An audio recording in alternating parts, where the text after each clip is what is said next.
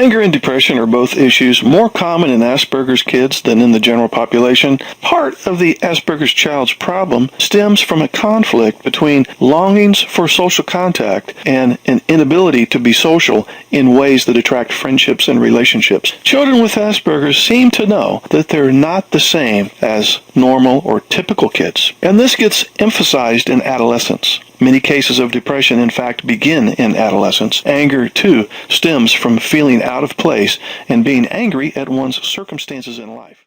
Mind blindness, or the inability to make inferences about what another person is thinking, is a core disability for Asperger's children. Because of this, they have difficulty empathizing with others and will often say what they think without considering another's feelings. The child will often assume that everyone is thinking the same thing that he is. For the Asperger's child, the world exists not in shades of gray, but only in black and white.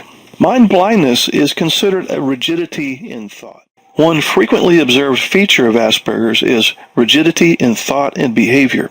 And rigidity does seem to pervade many areas of the lives of children with Asperger's. Novel situations often produce anxiety for these children.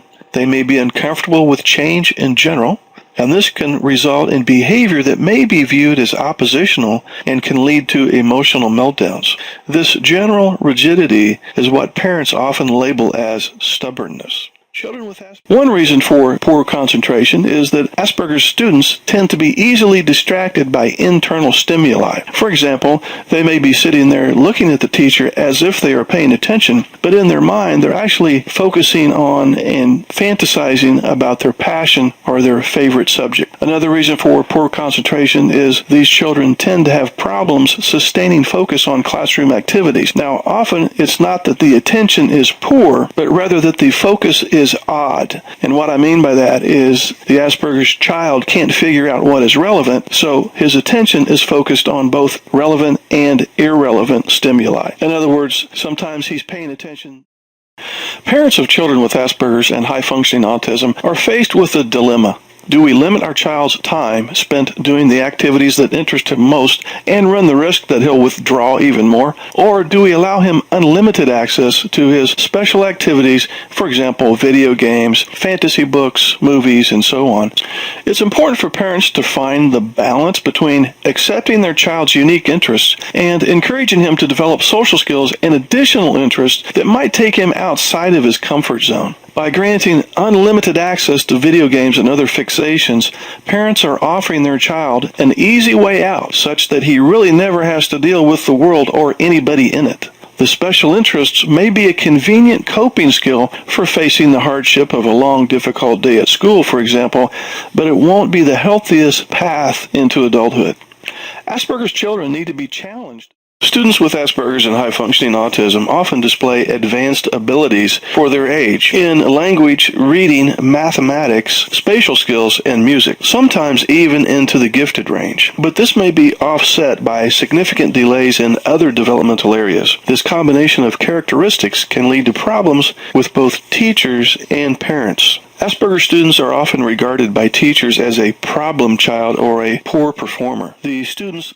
Asperger's and ADHD share some similarities that can make diagnosis very challenging. However, a close examination of their definitions reveals that the attention problems in Asperger's are quite different from ADHD symptoms. The fact that a child can have both Asperger's and ADHD further adds to the confusion. Roughly 60 to 70% of children with Asperger's also have symptoms which are compatible with an ADHD diagnosis.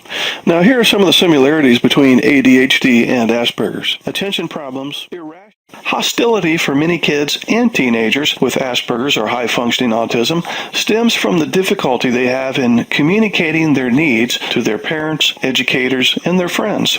Aggressive behaviors are one way they have for conveying their needs and emotions to others. As their communication skills grow, continued violence may be the result of never having learned appropriate non-aggressive ways of communicating when they're faced with a difficult situation. The cause of hostility may be due to a number of things. For example, being placed in a stressful situation, the child may be exhausted or extremely frustrated. There may not be enough routine or structure for the child, or the child may simply be copying aggressive behaviors of other kids around him, or he might be overstimulated or simply responding to some sensory sensitivities. But in any event, the best step in managing hostility and aggression is to understand